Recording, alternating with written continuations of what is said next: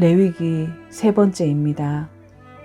레위기를 알면 알수록 어렵다라는 생각보다 레위기를 주셨음을 감사하게 되었습니다. 레위기 첫 시간에 하나님께서 창조하신 세상은 정결한 상태였으며 정결은 가변적이기 때문에 균형이 깨어지기 쉬워 부정하게 되며 그 부정한 상태에서는 거룩한 하나님께 나오면 그 자리에서 죽게 된다고 말씀드렸습니다. 그러나 거룩하고 자비하신 하나님께서는 정결을 잃어버려 죽을 수밖에 없는 이스라엘 백성을 다시 정결한 상태로 회복되는 방법으로 제사라는 기회를 주시어 원래 상태인 정결로 회복되어 거룩한 하나님께 나아가는 수단이 되는 것도 알았습니다. 이렇게 우리 하나님께서는 언약에 신실하시며 사랑의 본체시기 때문에 우리가 악에서 떠나고 죄를 미워할 수 있도록 만들어 주시기 위해 이 레위기를 하나님을 믿고 순종하는 백성들에게 주신 큰 은혜의 선물입니다. 레위기에는 5종류의 제사가 나오는데 번제, 소제, 화목제, 속제제, 속건제입니다. 이 제사의 5종류와 목적은 히브리어를 통해서 알 수 있습니다. 첫째, 번제입니다. 히브리어로는 올라입니다. 이 번제의 목적은 레위기 1장 4절에 그는 번제물 머리에 안수할지니 그를 위하여 기쁘게 받으심이 되어 그를 위하여 속죄가 될 것이라. 여기서 말하는 속죄는 한글은 같지만 히브리어가 다릅니다. 속죄제의 속죄는 히브리어 하타트를 의미하지만 번제를 드려 나의 죄가 속죄된다 할 때 속죄는 히브리어로 카파르라는 단어를 쓰며 이 카파르라는 단어의 가장 중요한 뜻은 덮다, 가리다 혹은 달래다 라는 뜻이 있습니다. 그렇다면 이 카파르는 무엇을 덮을까요? 사람의 불순종에 의해 죄로 인해 발생한 하나님의 진노를 덮는 것을 말합니다. 그러므로 불순종에 의해 사람에게 죄가 발생하고 죄로 말미암아 하나님의 진노가 발생하면 그 진노를 해결하는 제사를 번제라고 하는 것입니다. 또 번제에 사용할 수 있는 제물은 암컷은 안 되며 수소, 수양, 수염소, 비둘기입니다. 번제에는 죄와 관련된 제사가 있고 성경에 죄와 관련 없이 드리는 경우도 있습니다. 번제의 1차적인 목적은 죄로 말미암아 발생한 하나님의 진노를 해결하지만 죄와 관련 없이 드리는 제사는 전적인 헌신을 의미합니다. 예를 들면 창세기 22장 2절에 하나님께서 아브라함에게 내 아들 이삭을 번제로 바치라고 하셨으며 또 솔로몬이 왕이 된 다음에 하나님께 1천 번제를 드렸습니다. 아브라함과 솔로몬이 드린 번제는 죄와 관련 없이 하나님에 대한 전적인 헌신을 말하고 있습니다. 그러므로 우리가 이 단어를 통해 솔로몬이 어떤 마음으로 1천 번제를 드렸으며 아브라함이 어떤 마음으로 자신의 아들을 드렸는지 알 수 있습니다. 이들이 드린 번제는 전적인 헌신이라는 것을 꼭 기억해 두시기 바랍니다. 둘째, 소제입니다. 히브리어로 민하라고 하며 이 민하를 영어로 바꾸면 기프트, 프레전트, 선물, 좀 더 전문적인 단어로 바꾸면 조공이라는 뜻입니다. 그러므로 소제는 하나님께 감사의 의미이며 즉 신하가 왕을 아련할 때 감사로 드리는 조공, 선물의 의미로 드리는 것이기에 짐승의 피로 드리지 않습니다. 소제를 드릴 때 반드시 드려야 하는 것은 고운 가루와 소금이며 절대로 드리면 안 되는 것은 누룩과 꿀입니다. 또 드려도 되고 안 드려도 되는 것은 기름과 유향이며 이것은 기쁨을 상징하는 의미기에 의심의 소제를 드릴 때는 절대 넣지 않으며 다른 경우는 다 넣습니다. 여기서 의심의 소재란 시제법을 말하는데 피고에게 신체적 고통이나 시련을 가하여 그 결과에 따라 죄의 유무를 판단하는 재판 방식으로 재판의 결과는 심만이 알 수 있다고 하여 재판을 거부할 경우에는 유죄로 판단하는 중세시대의 마녀재판에 주로 사용된 것입니다. 이 의심의 소재는 민수기 5장 12절 이하로 남편이 아내의 부정을 의심하거나 아내가 남편의 부정을 의심하여 제사장에게 따져봐 달라는 시제법에는 기름과 요향을 빼는 것입니다. 세 번째, 속죄죄, 히브리어로 하타트입니다. 뜻은 영어로 신, 죄입니다. 이 단어 자체가 속죄죄의 이름입니다. 이 속죄죄를 드리는 목적은 죄 자체를 해결하는 것입니다. 또한 1년 동안 지었던 모든 죄를 용서받는 기능이 있고 죄로 말미암아 성막이 더러워졌을 때 그 성막을 정화하는 기능도 속해져 있습니다. 이 5가지 제사 가운데 내가 죄를 범하고 한 가지 제사만 드릴 수 있다면 반드시 드려야 되는 것은 속죄제입니다. 꼭 기억하시기 바랍니다. 여기에 쓰이는 제물은 오직 수컷소와 암양이며 염소는 암수를 다 드릴 수 있습니다.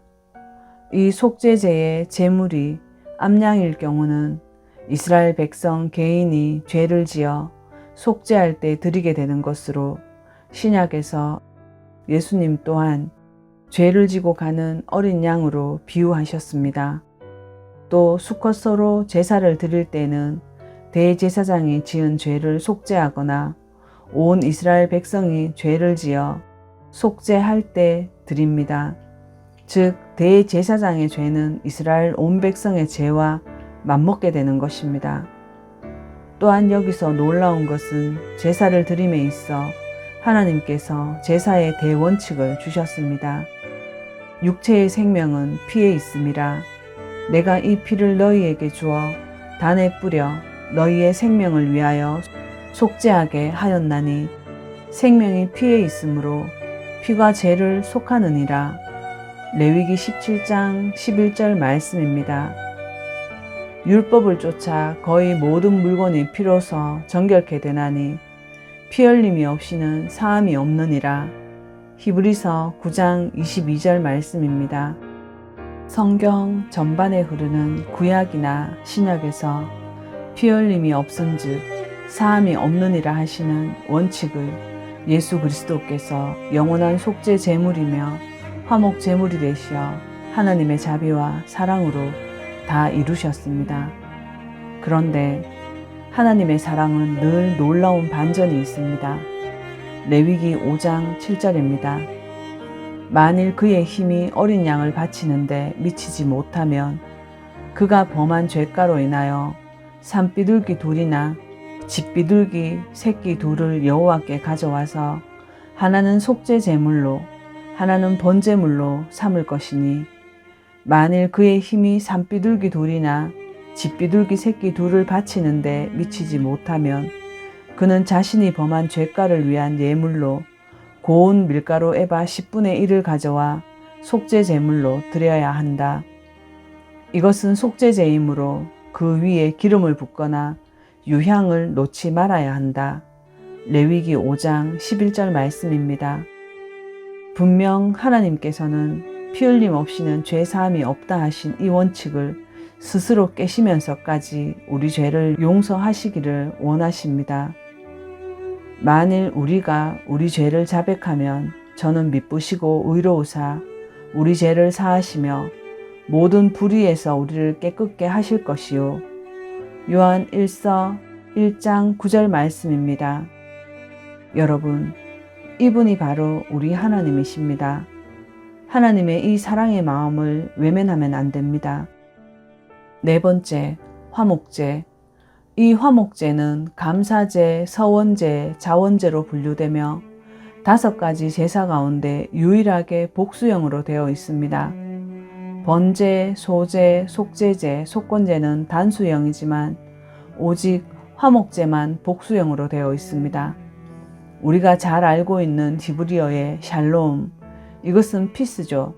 평화라는 단어의 복수형인 쉘라민이 화목제입니다. 평화들로 한글 성경은 번역되어 있습니다. 정리를 해보시면 내가 죄를 범해 죄로 말미암아 하나님과 나의 관계가 깨어졌다면 그러면 첫째, 죄 자체가 생겼습니다. 그럴 때 드리는 제사는 무엇일까요? 속죄제입니다. 죄로 말미암아 하나님의 진노가 발생했고 드려야 되는 제사는 번제입니다. 그런데 죄로 말미암아 하나님과 나의 관계가 깨어졌습니다. 그러면 드려야 되는 제사는 화목제입니다. 그러니까 이 화목제는 깨어진 관계를 회복하는 것도 있지만 회복한 다음에 드리는 감사의 제사이기도 합니다. 이 화목제도 죄와 관련된 경우가 있고 죄와 관련되지 않은 경우도 있으며 번제와 똑같이 죄와 관련됐을 경우에는 깨어진 관계의 회복입니다. 그래서 로마서에 예수님께서 화목제물이 되셨다라고 말하는 것입니다. 또한 화목제물은 다른 제사와는 달리 제사 드리기 위해 가져온 제물을 제사 드린 다음 제사 드린 사람이 가져갈 수 있습니다. 다른 제사는 제사장이 다 가져갑니다. 소를 가져왔으면 오른쪽 앞다리와 뒷다리, 가슴 부위를 제외한 다른 것은 제사 드린 사람이 다 가져갑니다. 또한 이스라엘 백성들은 광야에서 제사를 드리는 목적 외에는 짐승을 잡을 수 없었으므로 화목제의 또 다른 목적은 갑자기 고기가 먹고 싶다면 개별 도축이 안 되기에 화목제를 드림으로 고기를 먹을 수 있었습니다. 이 내용은 레위기 17장, 신명기 12장을 읽어보시면 더욱 이해되실 것입니다. 이렇게 고기가 먹고 싶어도 화목제를 드리는 것입니다. 그러나 여기도 원칙이 있습니다. 감사제의 경우는 제물로 잡은 것을 그날 다 먹어야 됩니다. 만약 남겨두면 죄가 되는 것입니다. 그것이 너의 죄가 될 것이다. 백성에게 끊어질 것이다. 라는 굉장히 엄한 말씀을 주십니다. 자세히 보면 하나님의 배려가 여기에도 보입니다. 너 감사제 드리고 싶어? 그럼 오늘 안에 다 먹어야 해. 안 그럼 너 죽어. 라고 하시니 큰 소 한 마리를 다 못 먹습니다. 그러니 이 소를 먹으려면 이웃과 나눠 먹을 수밖에 없습니다. 이웃과 나눠 먹게 하시려고 하루 만에 다 먹으라고 하시는 것 같습니다. 그래서 이 화목제는 여러 사람과 함께 가서 축하해주고 나눠 먹는 것입니다. 교회 다니시면 아시겠지만 교회에서 가끔 예배 후 식사 때 떡을 돌리거나 과일을 돌릴 때 그것을 돌린 사람들이 감사드릴 때 나누는 그 의미입니다. 화목제의 제물로는 소, 양, 염소. 염소는 암수 다 드릴 수 있으며 당연히 흠이 없어야 합니다. 여기서 비둘기는 안 됩니다. 곡식도 당연히 안 됩니다. 비둘기는 왜 안 되는지 아시겠죠? 나눠 먹어야 하는데 비둘기를 어떻게 나눠 먹겠습니까? 먹을 것이 없습니다. 그래서 안 되는 것입니다. 이렇듯 하나님께 감사하고 싶을 때 화목제를 드리게 됩니다. 또 서원제는 하나님, 내게 이렇게 해주시면 내가 나시린으로 살겠습니다. 라며 서원할 때 드리는 제사도 화목제이며 이 서원제 제물은 그 다음 날까지 먹을 수 있습니다. 자원제는 헌금하는 구제와 관련이 있으며 아모스서에 잘 나와 있습니다. 5번째, 속건제. 히브리어로 아샴, 이 말은 보상제 혹은 배상제라고 부르며 보상과 배상의 의미가 있습니다. 속건제는 굉장히 중요합니다. 속건제는 5가지 제물 중 오직 수컷 양으로만 제물로 드릴 수 있습니다. 속건제를 좀 더 설명하면 생활 중에 범한 죄, 자기의 의무를 태만히해서 남에게 해를 입혔을 경우 사죄와 보상에 대한 제사입니다. 예를 들면 하나님의 성물을 범했을 때 하나님의 법에 따라 마땅히 해야 할 것을 하지 않은 경우, 이웃에게 악을 행하거나 물질의 손해를 입힌 경우, 남의 물건을 강제로 빼앗거나 분실물을 습득하거나 저당물을 잡거나 거짓 맹세로 남에게 피해를 입힌 경우, 마음으로 은밀하게 지은 죄, 자신을 속이는 죄, 시체로 인해 몸이 부정케 된 경우, 이럴 때는 하나님께만 제사를 드린다고 끝나지 않습니다. 반드시 100% 속건제를 드려야 합니다. 속건제는 다음과 같은 세 가지 속죄 원리를 나타냅니다. 잘못이 있을 때에는 자백하고 인정해야 합니다. 죄에 대한 대가를 지불해야 합니다. 번제는 계속해서 드리지만 속건제는 한 번에 해결할 문제입니다. 속건제는 속건제물 외에 불법으로 취한 것에 전체 5분의 1을 더한 배상을 해야 합니다. 번제는 속죄할 죄인이 잡았지만 속건제는 제사장이 대신해서 제물을 잡으며 그 제물도 제사장이 먹습니다. 이것은 레위기 14장 12절에 있는 말씀입니다. 배상, 보상까지 드려야지만 제사가 완성됩니다. 나는 하나님께 용서받았어. 내가 하나님께 예물 드렸어. 11조 바쳤어. 지난 10년 동안 내가 예배 빠지지 않았어. 그런 거 아무 상관없습니다. 현 상황에서 기억나지 않는 것은 어쩔 수 없이 하나님께 속건제를 드리지만 기억나는 한도 내에서 이웃에게 속건제, 보상과 배상을 해야 합니다. 그 속건제 대상이 사람이면 그 점에서 정확히 용서를 구해야 합니다. 만일에 자녀나 부모님들에게 상처 준 거 그냥 넘어가지 마십시오. 그냥 고기 반찬 해주고 용돈 더 주면 된다고 생각하지 마십시오. 남편이나 아내도 마찬가지입니다. 진짜 정확히 짚고 용서를 청해야 합니다. 아이에게 그날 너에게 그렇게 말한 것 정말 미안하다 고백하시고 용서를 구하십시오. 무릎 꿇어야 한다면 그렇게 하셔야 합니다. 또 남편도 마찬가지입니다. 아내에게 함부로 대하며 무시하던 말들, 아내도 남편에게 함부로 대하고 무시하는 말들을 했다면 정중히 진심으로 용서를 구하십시오. 물론 상대방이 계속해서 거절할 수 있습니다. 용서는 화해와는 다릅니다. 용서는 나 혼자 할 수 있습니다. 화해라는 것은 나와 상대방이 모두 준비가 되어 있을 때만 가능한 것입니다. 하나님께서 우리에게 요구하신 것은 용서까지입니다.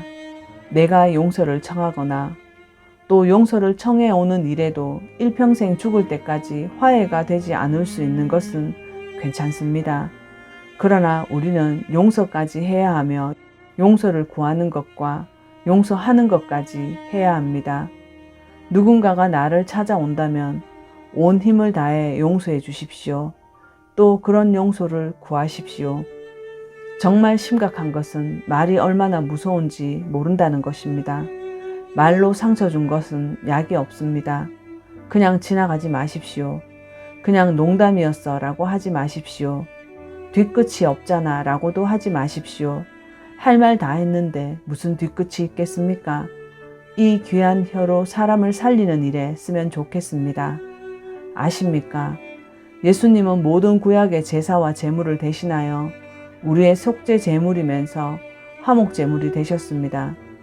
그러나 우리들의 신앙생활은 첫 번째 하나님과 우리의 관계 속에서 이루어진다는 것을, 그 때문에 예수님을 통하여 하나님 앞에서 죄의 용서함을 받았을지라도 우리는 우리 이웃과 우리와의 관계가 잘못되면 하나님의 축복을 받지 못합니다.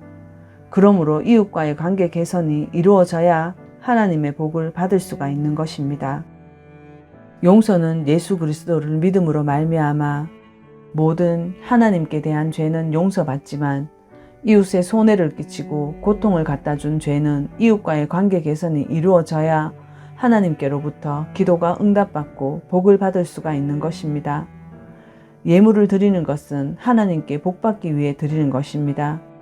그러나 하나님께 예물을 드려 복을 받기 전에 내 이웃과 잘못된 일이 있으면 그것부터 먼저 해결하고 와서 예물을 드려야 하나님께 복을 받을 수 있다고 레위기가 말씀하는 것입니다. 이것은 신약에서도 말합니다. 마태복음 5장 23절에서 24절입니다.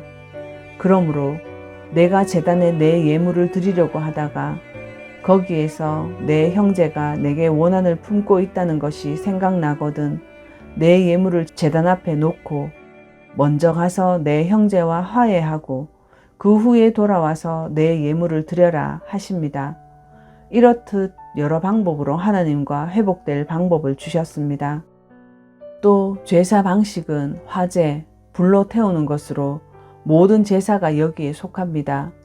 거제, 이것은 들어 올리는 것으로 첫 곡식의 11조를 말하며 요제, 양옆으로 흔드는 것으로 사람과 사람 사이 평안을 가져오는 화목제에 속합니다. 전제, 관제라고도 합니다. 꺼져가는 불을 다시 살리기 위해 올리브 기름이나 포도주를 붓는 것으로 재물이 다 타도록 돕는 것을 말합니다. 이 역시 모든 제사에 속합니다. 이 전제는 관제와 같은 말로 디모데후서 4장 6절에서 7절 말씀에도 나옵니다. 관제와 같이 벌써 내가 부음이 되고 나의 떠날 기약이 가까웠도다. 내가 선한 싸움을 싸우고 나의 달려갈 길을 마치고 믿음을 지켰으니 이 말이 사도 바울 자신이 로마 박해로 성령의 불이 꺼져가는 기독교 상황에서 자신을 하나님의 거룩한 제단에 전제로 드림을 고백하는 것으로 죽음을 피하지 않겠다 말하며 희생하는 것이었습니다.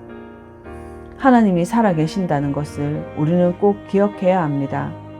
그러니 하나님이 없는 사람처럼 살지 않도록 조심해야 하며 하나님이 내 모든 삶을 보고 계시기에 두려워해야 됩니다. 하나님께서 나의 증인이시며 하나님 앞에 살고 있음을 알아야 된다라고 말하는 것이 바로 레위기 말씀입니다. 여러분, 레위기가 재미없으십니까? 따분하신가요? 하나님의 말씀을 사모하고 그 뜻대로 살고자 한다면 이 레위기는 상관이 있습니다. 레위기가 하나님의 말씀과 율법과 계명에 담겨 있는 그 정신들을 하나씩 살펴보면 하나님께 감사와 사랑의 마음이 나올 수밖에 없을 것입니다. 이 모든 말씀 우리에게 주신 예수님 이름으로 감사의 기도 드립니다. 아멘. 이제 말씀을 마칩니다.